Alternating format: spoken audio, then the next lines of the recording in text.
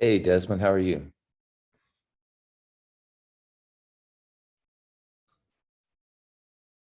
Hello. You can hear me okay? Yes, we can. How you doing? Doing well, doing well. I You want to have a thank, nice scenery there. yeah. Wow. Is that real or is that a picture? It's real. Okay, I, good. I've been coming here for 30 years and I am amazed every time I drive up the hill. Um, Yes. it never gets old, except when we have the fires and other things and that, So yeah. where is this exactly? Where is this? We're about 10 miles south of San Jose. I'm about Ah, okay. 30 miles, no, 20 miles south of Stanford and maybe 50 miles south of San Francisco. So we're Oh, at the start of the Bay Area. that's nice. Wow. Yeah, I love nature too. Oh yeah, I live at the eastern side of the foothills. And so for my gym since COVID, I just walk out the door and walk up the hill and That's do my right. walk, run. Fresh air, hardly, I'm assuming hardly anybody else out there when you There's a walk in. handful of bikers of all things, not too many hikers, I'd say.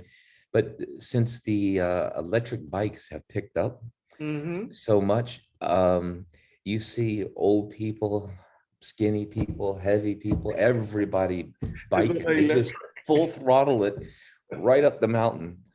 And I'm thinking, wow, they're hitting 20 miles an hour uphill. Wow, So that's you kind pretty of have to impressive.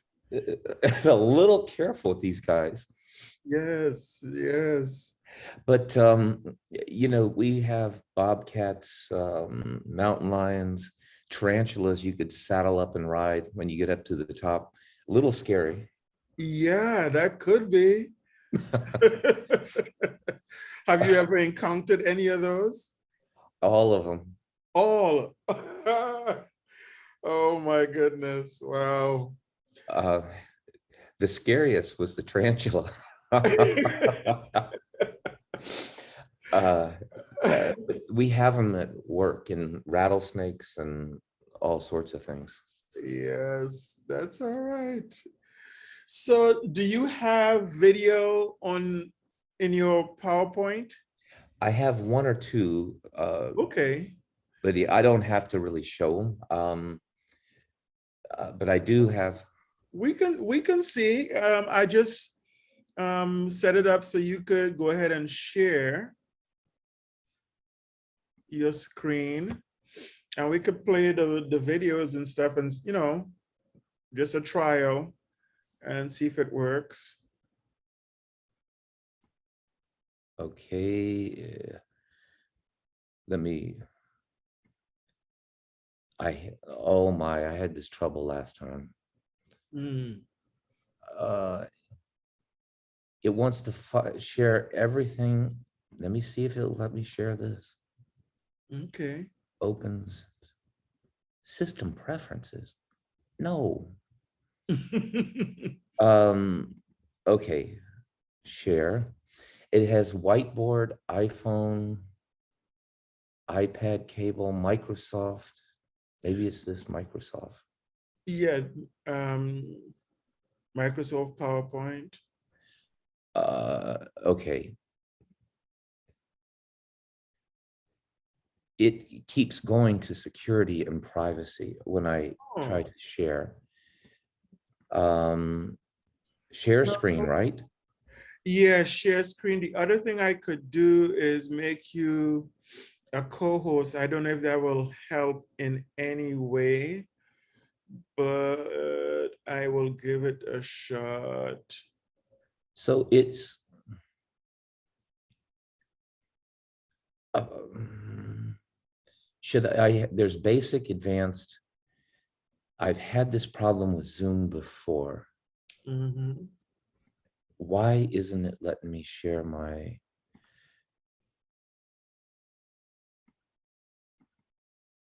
So I made you a co-host as well. It says open system preference. All right, so we like to again welcome everyone to our chemistry and biochemistry department seminar series here at Andrews University. This is another one of our really interesting talks. It will cover polymer chemistry, but you will hear more about that pretty soon. To all of our students that's taken the class, Chem 210, Chem 418, remember to put your name in the chat. For those here for co-curricular credit, also put your name and AU ID number. Everyone else, we considered guests. Give us your name, where you're from, your affiliation, so we get an idea of where our audience is located. At this time, it's a pleasure for me to introduce our introducer. He is Ryan Hayes, and he is, I would describe him as a generalist chemist. I'm okay with that. Organic, physical, analytical. Yeah, that's kind of like what my postdoc professor was, Whitesides. He dabbled in everything. As long as it's chemistry, he's good. So it's good to have Ryan around, and he will introduce our speaker at this time. All right, thank you, Dr. Murray. It's great to be here with you guys, and I see a bunch of students' names that I recognize. I think you guys are in for a good talk. We have Dr. Jim Hedrick with us. He's in California at the IBM Research Center. And I think if you get a chance to see out his window, it looks like California there, sunny and brown. He must not have painted their grass green out there. So, I think one of the reasons why I'm introducing is, I think, Jim, we have a little bit of a connection in some ways that a lot of my background and work has been in dendrimer chemistry. So looking at dendritic polymers for a lot of the same things that we may hear about here today. I didn't go as far as many patents, but so Jim, I would love to know if our students know what IBM stands for. That's what I was thinking about. Does anybody know what IBM stands for? Students, you want to chat it real quick here while I finish introducing? I'll check our chat here. Does anybody know what IBM stands for? They're probably all Googling it right now. But IBM, when I was growing up, was a huge, important company that set the technology standard, and then he developed these research companies, centers to push the frontiers of research. And Dr. Hedrick is the ability to work there. What a blessing to be there. And he also has some other collaborations in other parts of the world that I'm sure he'll tell us about. So Dr. Hedrick is a polymer guy. Is that right, Dr. Hedrick? Yep. And so he's a polymer chemist, and you can do so many things with polymers. And that's why it's really important for our series that we do that. And so he's going to talk about, or at least he's done work in antimicrobial resistance, gene delivery, drug delivery, cancer treatments, and a lot of dendrimers and polymers are used for cancer diagnostics as well. There's many things, lots of publications, over 500, 450 patents, more than that, and just involved in a lot of aspects of chemistry. And you can see the awards if you read his bio. We're excited that you're here, Dr. Hedrick. Great research. Thank you for taking the time to speak to our students here. We have a lot of great students who are going to go change the world. And I think your talk may help set some directions for some of our students. So thank you for joining us. The screen is yours. Ryan, thank you very much for the kind introduction. And Desmond, thank you very much for the wonderful opportunity to present here today. And I'm really grateful that you chose us. So I'm one of 13 research sites that IBM has. We're located throughout the world, and we happen to be located about 10 miles south of San Jose at what we call the Almaden Research Center, just like the cheap wine. The vineyard used to be down the street here many year ago. So today, what I want to do is, oh no, not advancing. I have no idea what I just did, but it moved. So I want to talk to you a little bit about the group we're in now. It's called Accelerated Materials Discovery. And it's a unique possibility within IBM, and it really deals with the future of computing. And so my aspect is in the polymer synthesis and what we call programmatic synthesis and the automation to build large data sets. This is particularly important for AI-guided materials design, and shown here on the bottom is just a simple materials graph. But this work is augmented significantly by high-performance computing, DFT calculations, which is now further being augmented with quantum computing. And you may want to look at our website to get an idea of what this means. But the overall tools that are being developed are for the accelerated discovery of new materials. If you think about the introduction of a new material to the market, it's somewhere between 10 and 20 years. And not many companies have the fortitude and the will to basically bring that forward. So if you can take that, as we do at IBM for things that make this go fast, and bring that down to 18 months, you're at a very strong competitive advantage. And that's what we kind of do. And we also use these tools to solve some big problems, one of which is multidrug resistance. Whether you're following COVID like everyone else and you've heard the variants and things and how these little weaselly bugs kind of escape being caught quite nicely. And it was really Darwin that said, it's not the survival of the strongest, it's the smartest and the most intelligent and the ones that can adopt to change that survive. And Alexander Fleming, during his Nobel Prize address for the discovery of penicillin, he put it and gave I would say, an ominous warning saying that the overuse and misuse of antibiotics is going to create a problem. He was right. The drug void, if you will, basically stopped around 1987. And so it takes about $1.5 billion to bring a drug to market. And new antibiotics have to be what we call last line of defense. They cannot be widely prescribed and they cannot be used for agriculture due to the resistance problem. And so big pharma companies have basically told us where to go because they're not going to bear that cost and not reap the benefits. I caught myself. So the same problem exists with cancer, but with cancer, there's tons of money there. And with cancer, they hit it by drug combinations, which we'll talk about in a little bit.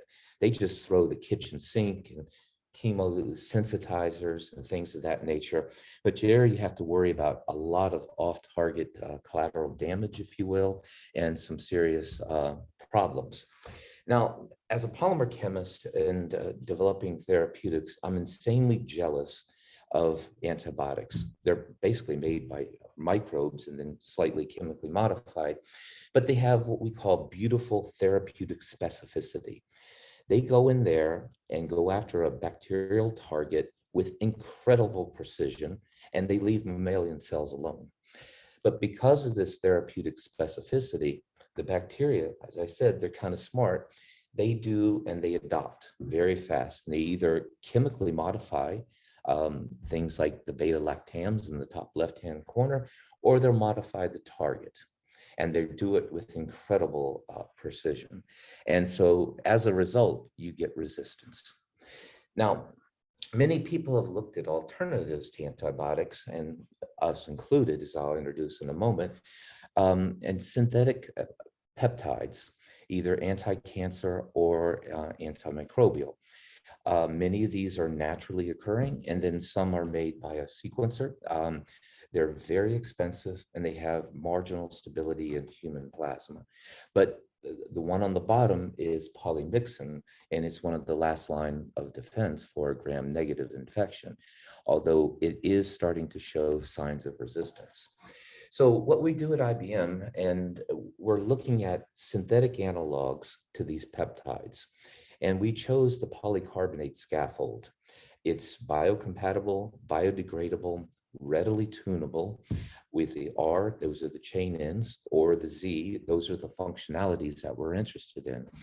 And we've looked at this for drug gene delivery agents, and this is very important and relevant, particularly with the mRNA vaccinations. We looked at these materials not only as delivery agents, but as standalone therapeutics for both microbial disease as well as chemotherapeutics. And this is what we'll talk about a little bit today.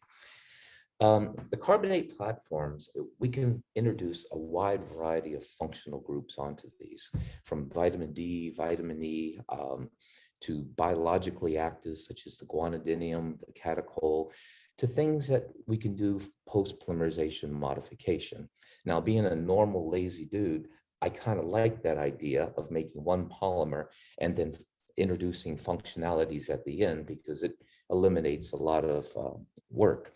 But these functionalities all play a very important role, and they come together in a kind of a concert.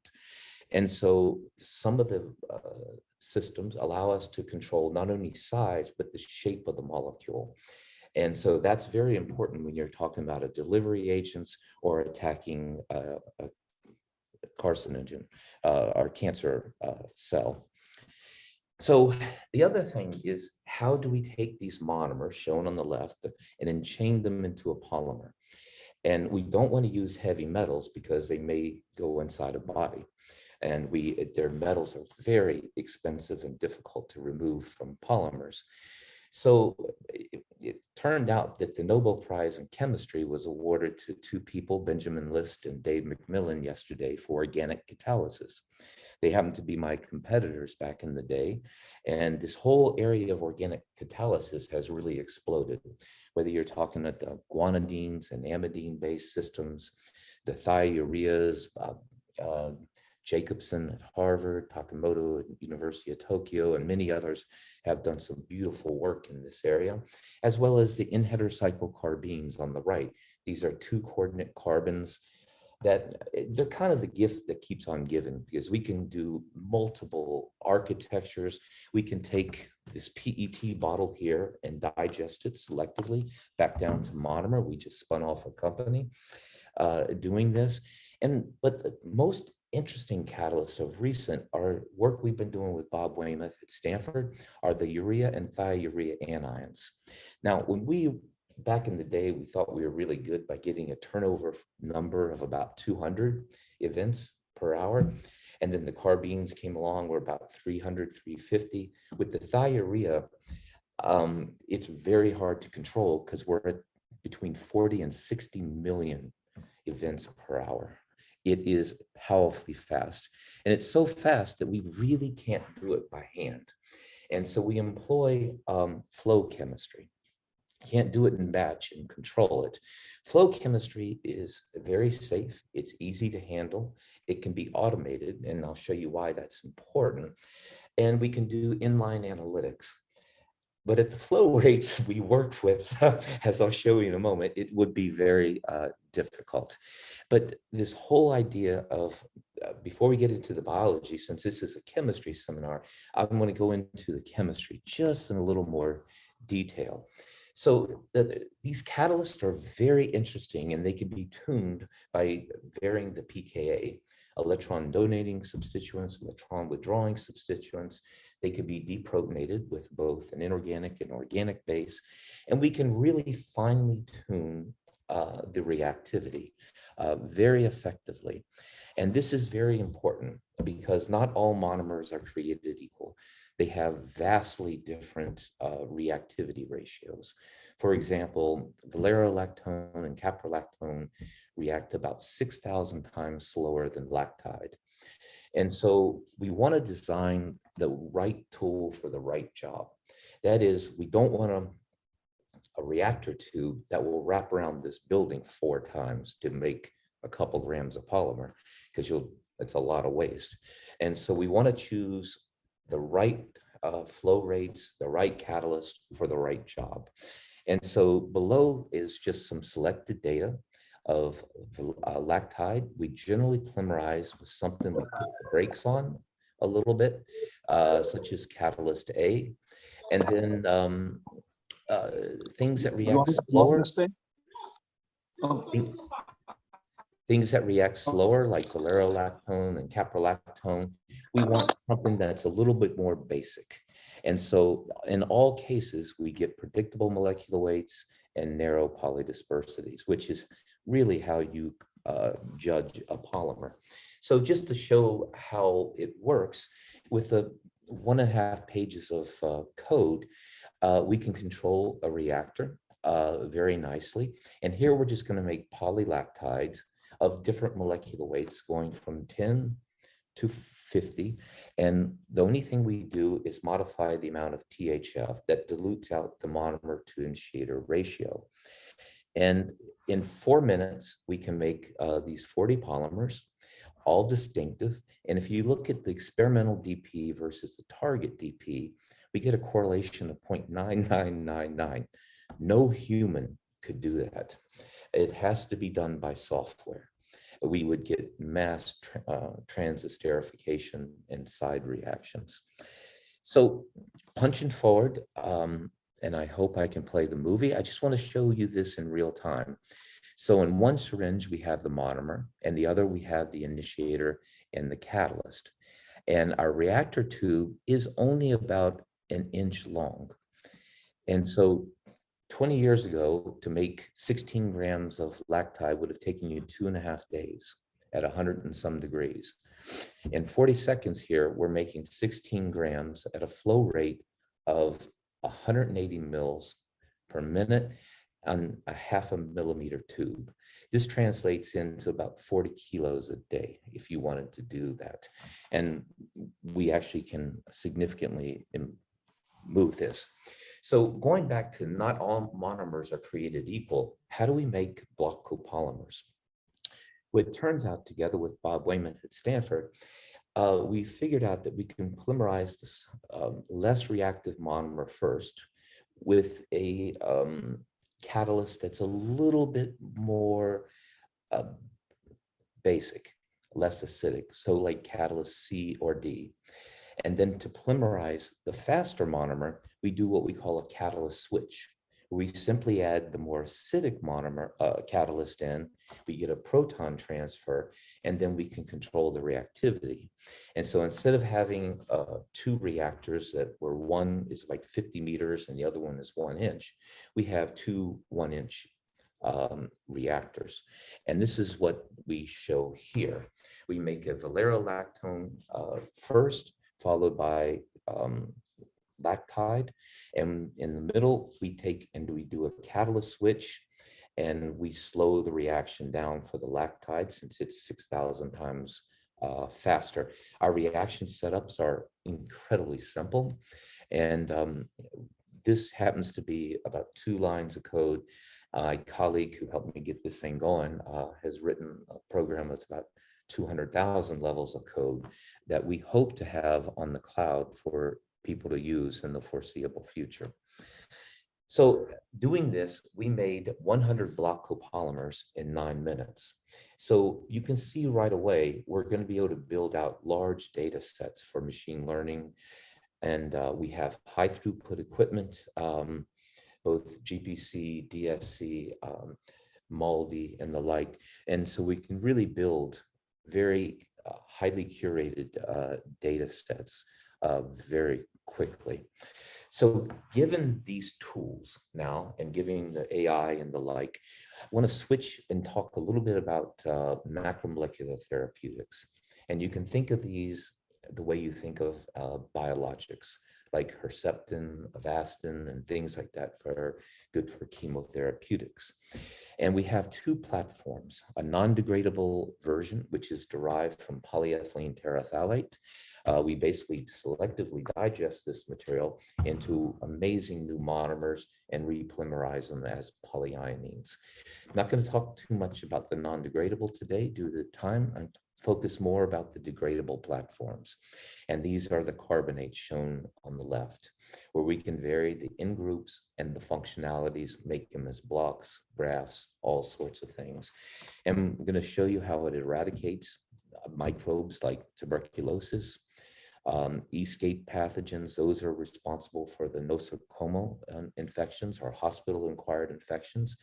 They can be made into gels and hydrogels, and they have the unique ability to not only kill bacteria, but disperse biofilms.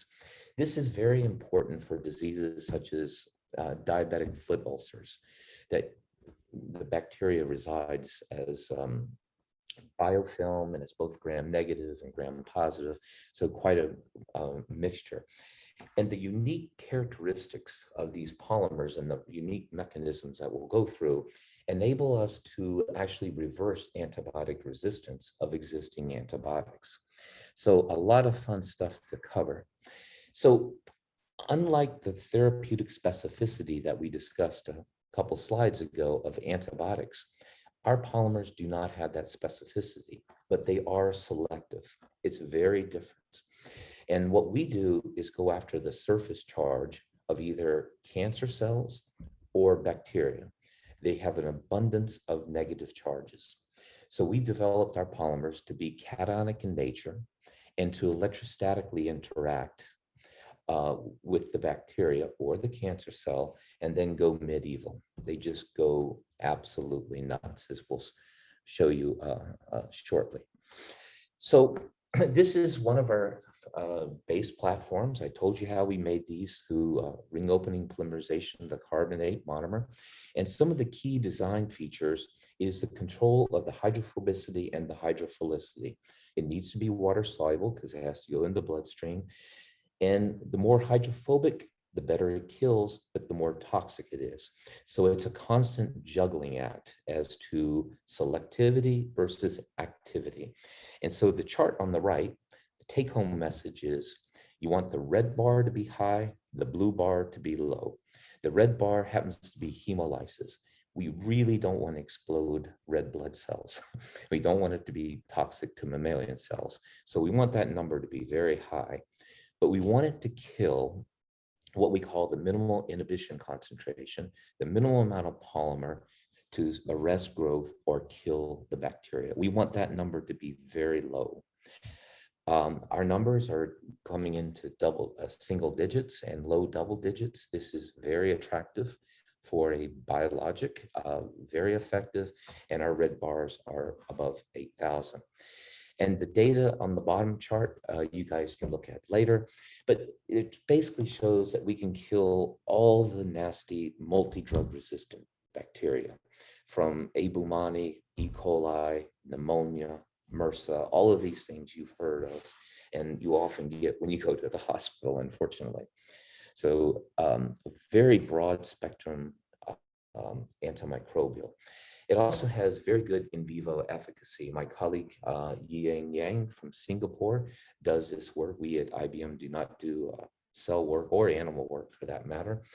And what we see in this, the infection on the left, this happens to be a PI tract infection, and we treat it with the polymer one time, and we see it eradicates the bacteria, both in the blood, in the PI tract, the spleen, liver, and kidney, more effectively than I would say the gold standard antibiotic, imipimium.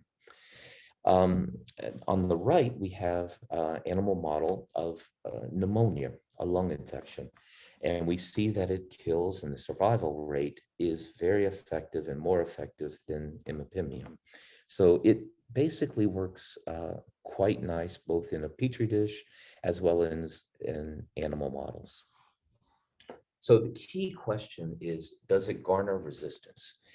And are we going to make the situation worse in terms of antibiotic and multi-drug resistance? And so on the table to the left, what we've done is every day for 30 days, we treated the bacteria with either one, an antibiotic, imipimium, or two, the polymer. So we basically poke it in the eye with a sublethal dose. We let it fester overnight, and it replicates every 20 minutes. We poke it in the eye again the next day, and we do this for 30 days straight. And so imipimium, after about 6 pokes in the eye, it garners resistance quite a bit. And imipimium, they cheat because they deliver it with a co-drug that prevents resistance onset. So a normal antibiotic wouldn't have lasted this long. And so after these 30 passages, what we then do is we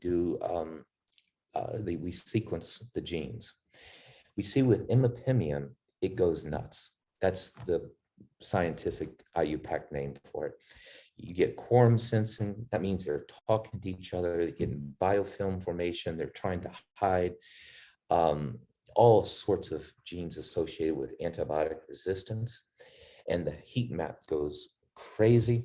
With the polymer, we get no onset of resistance according to the genes that are upregulated or downregulated. It's only typical metabolic function. It's just living, basically. So the drug is completely transparent to it, so no resistance. So how does it work? This is something that we studied a lot. We did a lot of with Paul Winder at Stanford, octanol water partitioning coefficients, where you put the polymer, which is very hydrophilic, in water, and then you put octanol, which is very hydrophobic, on the top. You take a drop of soap and you just drop it in. The polymer instantaneously goes into the octanol phase. So what we believe is happening is the polymer, which is cationic and has an anion here, it docks electrostatically to the surface, and it does a counterion exchange that makes it go from hydrophilic to hydrophobic. It translocates through the cell, and then it basically goes back to being a cationic polymer, and most of your biomacromolecules are negatively charged. And if you look at the cryo-TEM to the right, you see the healthy abumani followed by the treated on the far right. And what happens is the cell dies immediately, and it forms almost like a jello. It basically forms a coacervate inside the bacteria. As a result, the bacteria says, I'm out of here, and it summons reactive oxygen species, and it basically commits suicide. It's a very fast death, and the polymer irritates in such a way that causes it to commit suicide, so we can sleep at night. So what happens to the polymer? I think I missed a slide. And distinguishing features of the polymer. The polymer, a typical antibiotic will circulate for a couple minutes to maybe 10 minutes is a typical half-life.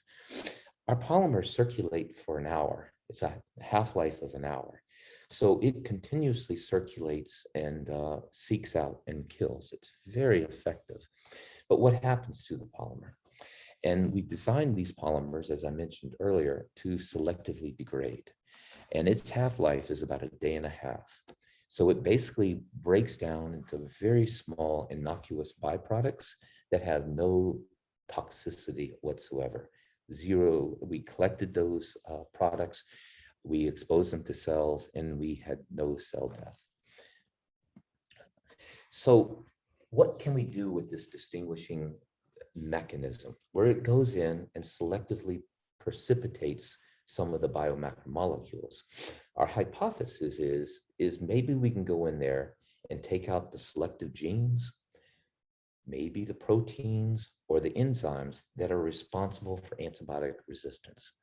Remember I said that the enzymes either chemically modify the antibiotics or they modify its targets.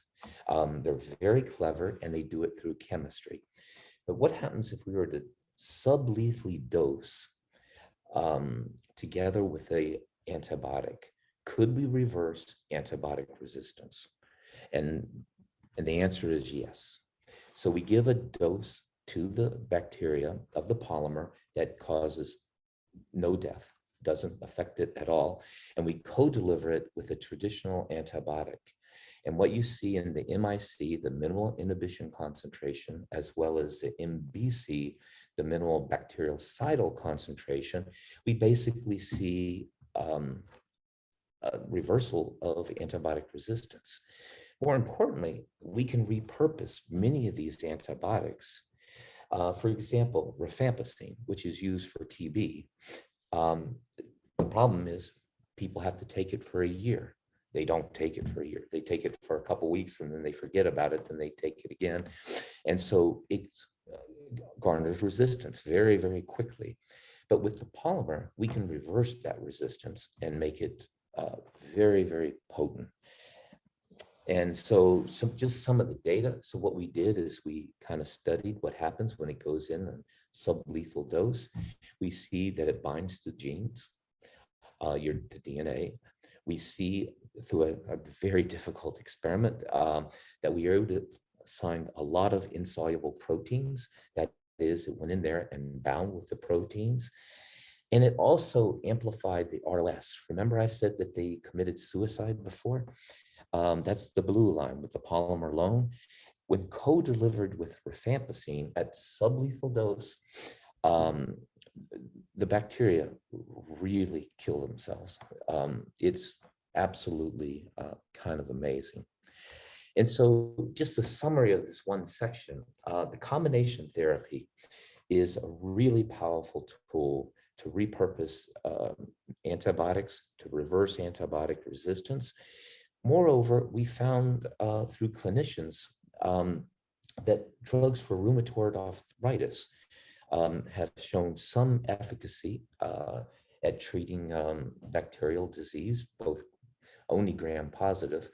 We're able to repurpose Aurorafen, once again, arthritis drug, to kill the deadliest gram-negative bacteria. So this was a big deal for us, and was accomplished by taking advantage of the distinctive mechanisms associated with this polymer and how it interacts with the biomacromolecules internally. So I want to switch gears quickly here and go back to this slide that you've already seen, our distinctive mechanism on how we kill both antimicrobials, we showed this, but also cancer cells. I'm going to switch gears and talk a little bit about our cancer therapy. Now, the delivery is very different than an antimicrobial. For cancer, what we're trying to take advantage of is what they call the EPR effect, enhanced permeation and retention. And what this means is the vascular around a tumor is leaky and it has holes in it. And so the best analogy I can make is if you have a leak in your radiator, you go down to Craig and Auto Parts and you buy a little solution of silver particles. You open it up, you put it in the radiator, you turn the engine on to have it circulate, and it builds up in those cracks. That's exactly how we treat a tumor. We basically make the particles small enough, sub 100 nanometers, so that they circulate for a long time. We put PEG on the outside so they're transparent to macrophages and other proteins that would precipitate it out. And then once it accumulates in the tumor, basically the quaternary ammonium here rips the membrane apart. It's not the translocation mechanism, it's the membrane basically disruption mechanism. And so how does it work? And what is the chemistry involved? So we make block copolymers that are schizophrenic. They're both hydrophilic and hydrophobic. We need the hydrophobic to basically rip the membrane apart. It needs to be somewhat lipid soluble, but we need the hydrophilic for the circulation, and combining them together and putting them into water, we can make them in very small particles. And if you could see the outline in the purple, we get a size of 23 nanometers, which is optimal for the EPR effect. We want them to be transparent to the body. And so we want a zeta potential as close to zero as possible. We want to mask and hide that charge. But if we think about the quaternary ammonium, they are hydrophilic and PEG is hydrophilic. So going back to one of my first charts, We introduce cholesterol, vitamin E, vitamin D, all sorts of different things to introduce the hydrophobicity and use those molecules as what we call structure directing agents. That is, they associate, they promote the hydrophobic core, and they allow these things to form micelles or nanoparticles. So that's the long and short of it. It's how do you package them? And the quaternary ammonium is what's critical for the docking onto the cancer cell. And the hydrophobic component is what inserts to do the membrane disruption. So what we see here is TEM micrograph of these nanoparticles. The bar is 50 nanometers. We see that we're down around 20 to 25 nanometer with a very narrow size distribution. All of these things are very important when we're dealing with cancer drugs. They have to be basically almost perfect. And what we see on the right is something that would simulate circulation time. We basically look at the particle size in a solution of proteins as a function of time, and we see that the particle size does not change. So in principle, as well as in practice, it should be transparent to the polymer should be transparent to anything that might harm it. So what we see here is in a petri dish, these are cancer cells. The red is a stain for the cell wall, the blue is a stain for the nucleus, and the polymer has a chromophore on it that makes it light up green. And what we see is that the polymer attaches itself to the cell wall very nicely. And so I hope this movie works. And watch very carefully. This is a 40-minute time lapse. This took my entire Christmas vacation. And what you'll see is, if I can get it to go, watch, we expose it to the polymer. It's trying to escape. It's going to start to swell. And then it completely explodes. So what we believe is happening is it attaches to the cell wall. It pokes holes in there as it's supposed to. Osmotic pressure differentiation, it swells with the fluid around, and then it just explodes. Very effective killing mechanism, by the way. No resistance, as you can imagine. Oh, okay, so this is cute. It works in a petri dish, but what about in a live animal? So through our collaborators in Singapore, we took a patient-derived tumor and transplanted it into a mouse. We let it go and grow, and then we looked carefully, and these arrows and the top micrograph here are vascular. So it did vascularize and become part of the mouse. We then did one treatment with the polymer, and the control, all mice died. We did one treatment with the polymer, and they suppressed the tumor quite effectively. We then sectioned the tumor, and we stained it with what we call a PI dye. I can't remember the exact name. We just, biologists abbreviate everything. And so we stained it with a dye that stains for fragments of cells. And what you see is on the bottom, everything is pink. That means those are cell fragments. So that controlled explosion that I showed you in the petri dish absolutely happens in the animal. So it circulated, it accumulated in the tumor exactly as we planned, and then it basically kills in a very prescribed way. So resistance. Once again, this is the key question. So if you take doxorubicin, a commonly used chemotherapeutic, it undergoes resistance after just a couple of treatments. And in fact, it will kill the patient before it kills the cancer. This chart took us a year and a half, just like the last one of these resistance studies. This is a non-trivial amount of work and about a year to understand what was going on. But with the polymer, it's the one labeled macromolecular chemotherapeutic on the bottom left. After 7 treatments, this is over a course of about 6 months, we see absolutely no change in the IC50 value. the polymer was not recognized. If we did the transcriptional analysis, we sequenced the RNA, the polymer, the heat map, nothing is lit up at all, and nothing is upregulated, nothing is downregulated. The polymer was completely transparent to the cancer, whereas the doxorubicin, it looks like Christmas, basically, between the red and the green. So what about cancer stem cells? And what about cell migration? These are the things responsible for metastasis, right? And it generally happens in the lungs. You have cancer in one part, it generally moves to the lungs. So you're in remission for a couple of months, and then you find out you have lung cancer. And so this is in part due to the migration, and secondly, due to cancer stem cells. So doxorubicin will not kill cancer stem cells. The polymer, on the other hand, the graph to the right, very effectively kills cancer cells as well as cancer stem cells. Now, an interesting experiment is to take a plate of cells, take a razor blade, cut it down the middle, and watch it grow back. In the presence of doxorubicin, it grows back very effectively in 24 hours.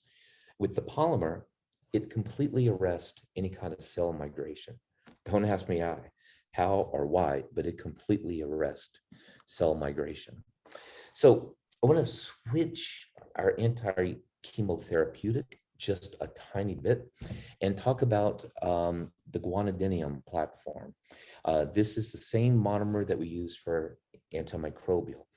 But keep in mind, this is a very hydrophilic platform. And so what we did is we copolymerized, we made a block copolymer of PEG. It makes it transparent, allows it to circulate. The guanidinium, which is our biologically active. And then the lactide happens to be hydrophobic.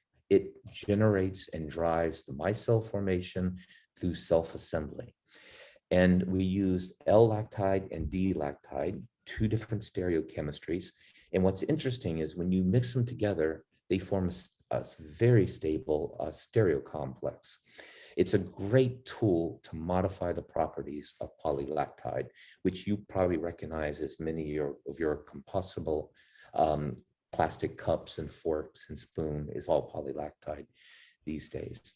So we made a series of copolymers, and once again, the guanidinium platform is very unique insofar as it likes to translocate as opposed to the membrane disruption mechanism. If you recall those two mechanisms, it targets very effectively through electrostatic interactions. And what we're looking at in the panel on the top is the blue is the nucleus. Again, it's been stained. The polymer is in the green. The red is the cell wall. And then the composite of the polymer, cell wall, and blue is in the far right. And what we see is the polymer, instead of going at the cell wall, it goes inside. It goes inside very effectively. And it has a massive effect on the cancer. And if you see on the bottom, the cryo-TEMs on the bottom, we see a healthy cancer cell, if you will. And then you see what happens after about 3 minutes of treatment. We see massive vacuolization. And once again, just like with the bacteria, the cancer cells basically commit suicide. And this is how they do it, is through the vacuole formation, these holes, if you will. So does it work in animal models? It does. This happens to be an extremely aggressive breast cancer animal model. Not the best one we probably could have chosen because it's so aggressive. We see that the polymer builds up in the tumor. It's lit up on the top right panel very effectively. And the tumor weight goes way down and the tumor growth is significantly suppressed. And so once again, we have the particles that circulate. They're transparent to the proteins and macrophages within the blood. They accumulate in the tumor through that enhanced permeation and retention effect. And the best part is it's dose dependent, but we don't see metastasis. In many other chemotherapeutics, paclitaxel, doxorubicin, We see metastasis in animal models quite a bit. We see very little within using these macromolecular therapeutics. And once again, after 30 treatments of poking these cancer cells in the eye, let them replicate and evolve over a 30 generation time period, we see no change in the IC50. So we've kind of figured out the resistance issue here, both for bacteria as well as for polymers. My goodness, I'm going to finish on time. What I've hoped I told you is chemistry kind of rules the day. We've developed new platforms of biocompatible, biodegradable systems. In fact, we can make this, I wish I had my glasses, out of polycarbonate.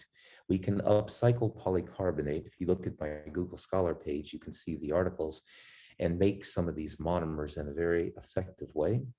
Polycarbonate, as you know, has been used widely in COVID times, everyone trying to put themselves in a plastic box for protection. That doesn't work at all, but that's neither here nor there. So chemistry rules the day. How do we make these functional monomers? How do we automate the synthesis? How do we enchain these in a very effective way and build out data sets for machine learning?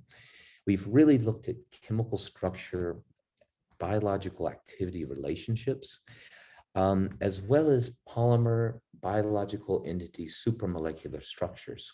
You know, when we think about supramolecular structures, we think about block copolymers, tough cases for your iPhone, but you don't really think about supramolecular structure of a polymer with a biological entity.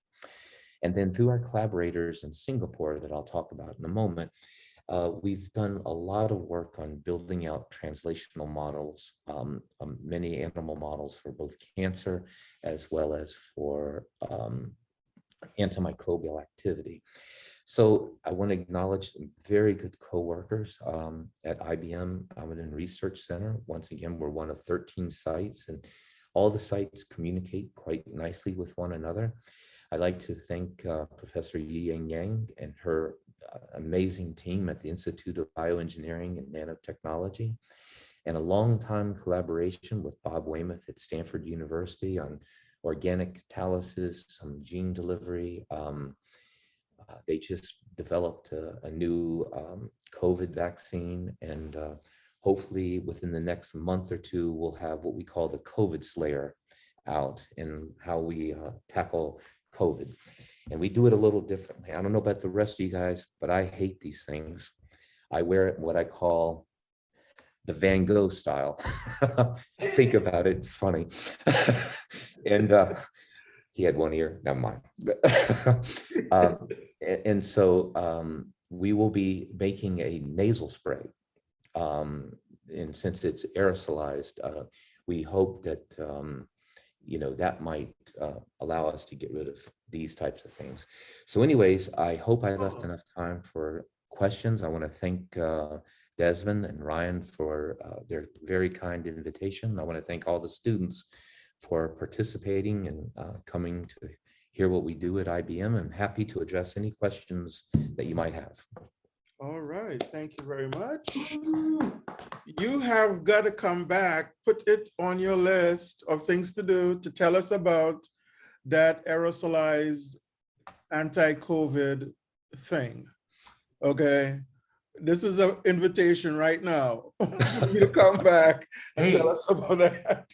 Have you seen what, have you heard of a company called Star Pharma? They have a nasal thing with the dendrimer. Yeah. Oh, with dendrimers. Okay. Yeah. I looked them up. They were part of my, I had to structure my claims for the patent around some of the stuff they do. It's funny you bring dendrimers up.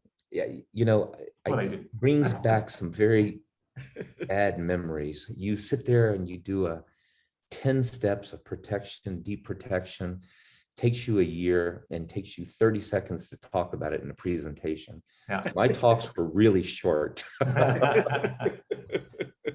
Yeah, your synthesis actually looks fun to do.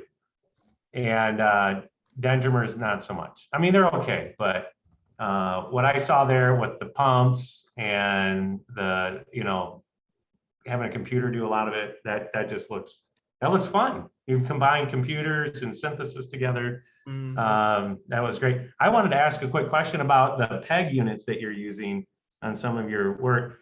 There's people that sell PEGs. I wondered, they're probably, a lot of them are patented. What do you do there? Do you have some of your own patented PEG units you use, or? We typically, we used to patent? try to make our own, but that anionic synthesis is kind of, it's a lot of work. And so, no, we just buy from vendors like Polymer Sources and another place in Japan, and name eludes me right now, but we typically use commercially available monofunctional PEGs, and we use those simply as an initiator. Yeah. So I want to invite our students to also ask questions. You could unmute yourself and go ahead and ask your question. In the meantime, I was just wondering, in terms of these polymers, what's the average size of these polymers, and does the size affected, both the size and maybe the degree of branching, affect the effectiveness of your macromolecules? This is a case where size matters. And okay. You don't want them too big. And in fact, we optimized, we made from DP5, 10, 15, all the way up to 100, and looked at their biological activity, if you will. And it kind of goes to an apex at around DP20, 20 MERS. It becomes the most effective. And with our catalyst, particularly the Thiourea tertiary mean catalyst, we can kind of hit that target routinely, to 19 to 21, right around in there. So size matters. Okay. And what about the branching? We've done a lot of work on star polymers, polymers initiated from dendrimers, graph copolymers. I don't remember all the numbers. They were effective, but nothing really works better, I would say, than the linear DP20. I'm thinking back, we did a lot of work off of initiation from dendrimers. We did a lot of stuff on graph copolymers, but none of them worked quite as well as the Guanidinium DP20. That by far is the best. Okay. From what I remember reading, that Guanidinium system is something that was developed in Wender's lab, or was it?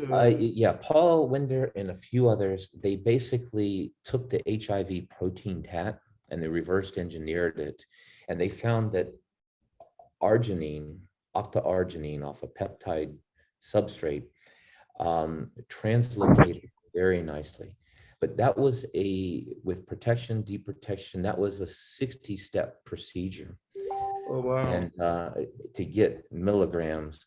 And so when we went up there and we with 20 grams, and he said, "Oh yeah, we knocked this out this morning." He was like, and then we had to take a movie of the octanol water partitioning coefficient, and he said, "Oh, I'll give it a shot for gene delivery," and it worked about 5 to 10 times better than the 63-step procedure. So we quickly switch gears and have a couple papers on gene delivery using these materials. Okay. Man, I've worked in a lot of those different areas, and that's just amazing. And then how you were balancing between, being effective antimicrobial as well as not killing healthy cells. That is such a tight line, and you guys have such a disparity, I think, between the numbers. We were trying to develop a dendrimer delivery system, and it was just a small difference between what worked effectively and then what killed the cells.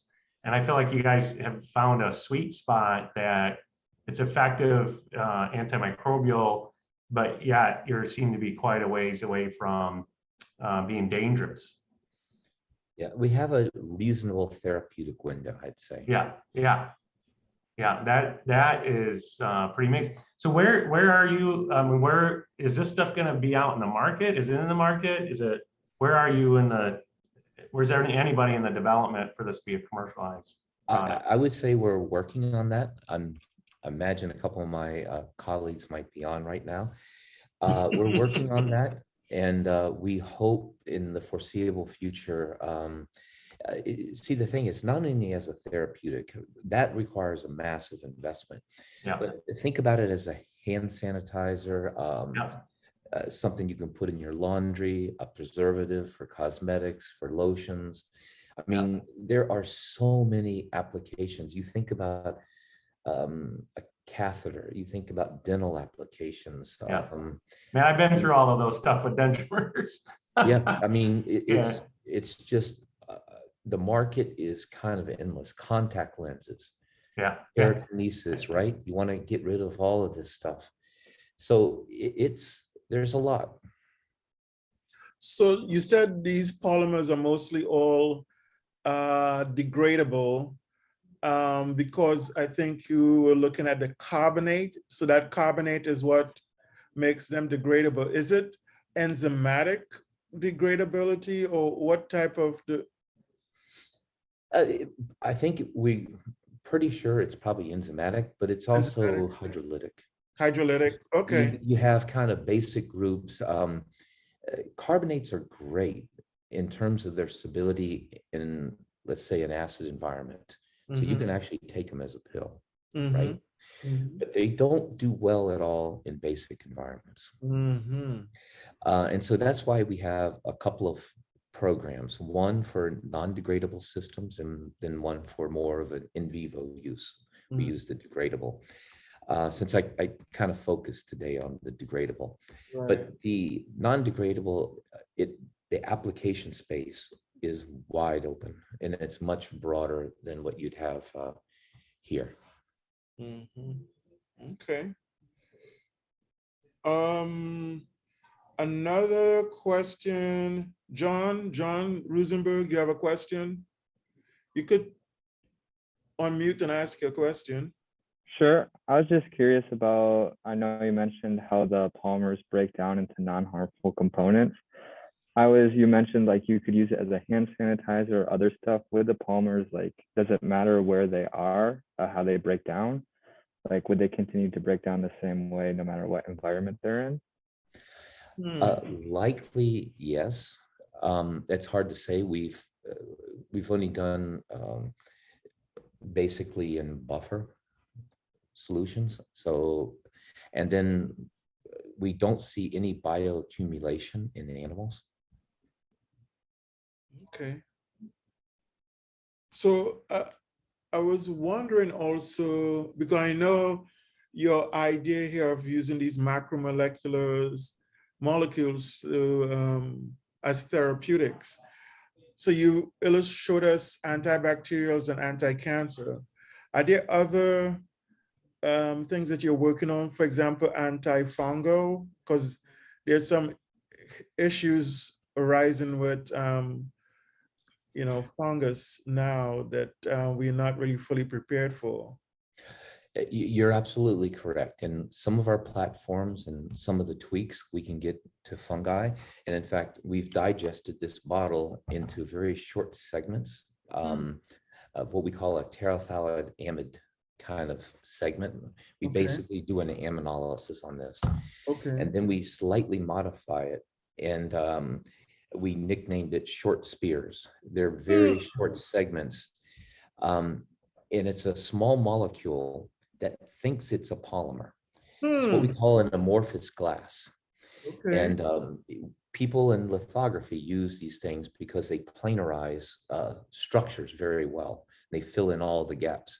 And so we developed an amorphous glass that killed very effectively fungi. Oh.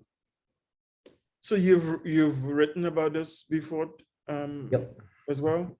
Yep, we have a couple papers in that. Uh, and we used a lot of simulation in those days, coarse grain modeling, to try to understand how these things packed. And it was really quite amazing. You had a hydrogen bond donors and acceptors, and they packed it very efficiently. And they went selectively after fungi. Wow, that's good. That's very good. Anybody It's else? good and it's bad at the same time, because people get very nervous because the composition of a cell of fungi is very similar to the composition of a mammalian cell, a Yeah. healthy cell. And so the cholesterol is just a little bit different for those two. And so there you really need some specificity. Mhm. Ours didn't quite have it as, we had it, but it wasn't quite as high. Okay. Now, it was really cool that it killed it, but when we brought it up to pharma, they got a little bit nervous because of the similarities Yeah. in the Yeah. two cell makeups. Okay. Anybody else has questions for Jim? So I know one of the things that we want to also be able to get our students knowledgeable about is polymers. And so this lecture is very good in that sense, opens up and have our students thinking about polymers, their synthesis, their behavior, and their applications. And so we want to thank you for that, for sure. If you think about polymers, they're ubiquitous to everything that we do, right? Every aspect of life. And in the 20th century, we were damn good as a community discovering, the Ziegler-Natta catalyst, polyethylene, polypropylene, Swartz with polystyrene, the Ultim polyether-imide. And we were very good at making polymers that last forever. But that's the problem. We were very good at making polymers that last forever. Yep. That has to change. That has to change.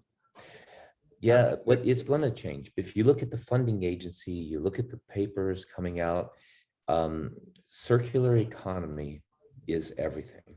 I mean, that is the wave of the future. How do you design new materials in such a way that you can basically readily chemically recycle them once you're done? So that's an area that we work quite a bit on, and particularly IBM is very concerned with the end of life for many of their big server boxes and things of that nature. And just think about how poor our recycling capabilities are. Our collection sucks. I mean, we recover about 20% of polyethylene terephthalate, the bottles. We recycle only about 3 to 4% of that. Some of it's mechanically recycled. And of that 20%, 19 or so percent will end up in the landfill, just maybe one generation removed. And so that's one of the reasons IBM spun off a company into recycling this. And we're talking with other people about upcycling. And the other big problem is polycarbonate. We don't collect polycarbonate, but it's like the 5th or 6th most produced polymer out there, as well as polyurethanes. And so there is a lot of room, this is for the students, for creativity on how to make polymers in a way that they'll be readily chemically recycled. We deal with a lot of clients about how they do polyurethanes. And to this date, there's no real elegant way to do that in an atom economic fashion. Polycarbonate, we've been pretty successful, polyethylene terephthalate, but people with polypropylene, polyethylene, mixed streams, basically they're using compatibilizers, block copolymers, to mitigate the phase separation, to have something that they can re-injection mold with. But it's a wide open gap in terms of polymer technology. And whoever gets there is going to be going to do very well. That was one of the questions I was going to ask you too, because a lot of the polymer work that you're describing and seems to be out there now is focused on like targets, on application. Is there a lot of, or some significant amount of basic research that isn't focused necessarily on an application? And I mean, you know, I'm not downplaying application, we need it, but is there any sort of work going on the basic, you know, research, on the basic research of polymers? Oh, absolutely. And if you think from polymer chemistry point of view, from new monomers point of view, if you think about Yeah. controlled radical polymerization, we just went through, vitrimers just are starting to come on. There was 10 years ago, there was only 2 examples. Now there's like 20 examples.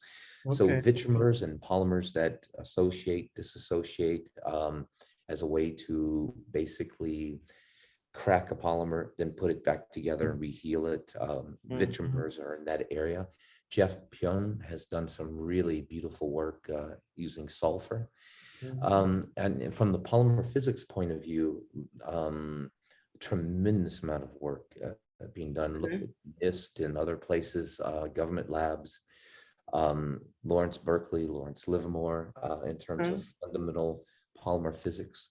So the fundamental research is not dead. In fact, in IBM, that's what we do in future of computing and accelerated materials discovery, is we're picking fundamental issues in polymer chemistry, whether it has to be a polymer physics issue or whether, how do we design materials that are inherently chemically recyclable? How do we use all of our computational tools and our AI capabilities and the automation that you saw in there? And the other hot area that we kind of are in is, how do you upcycle carbon dioxide? Materials from carbon dioxide. Right now, we just discovered, and it's all catalyst development. We discovered a catalyst that allows us to make all of our monomers that I talked about today from carbon dioxide. Instead of taking 3 weeks to make a monomer, it takes us about 3 hours. Oh, wow. Okay. So the basic research is out there too, going on as much as that's very good.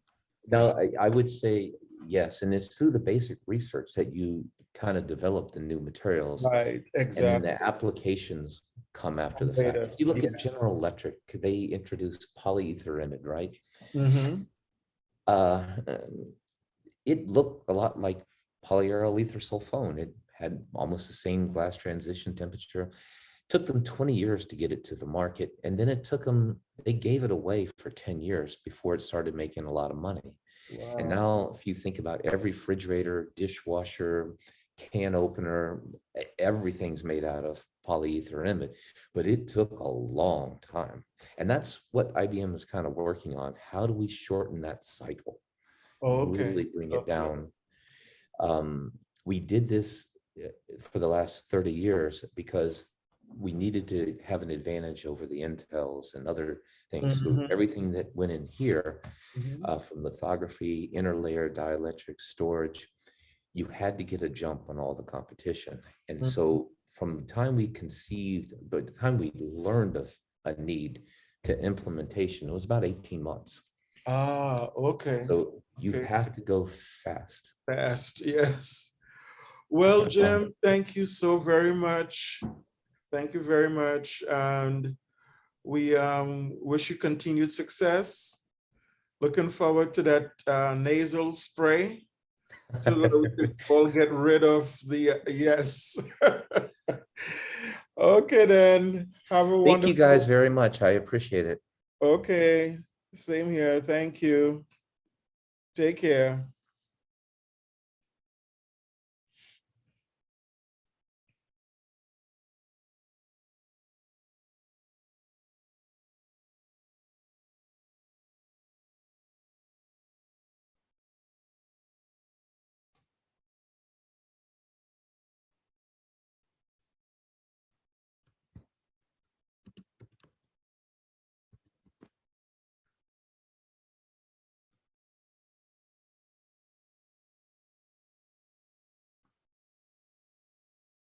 How are you, Dr. Murray? I'm good. I'm gonna shut down, but I just sent you a message so you could email me and we could talk offline and stuff.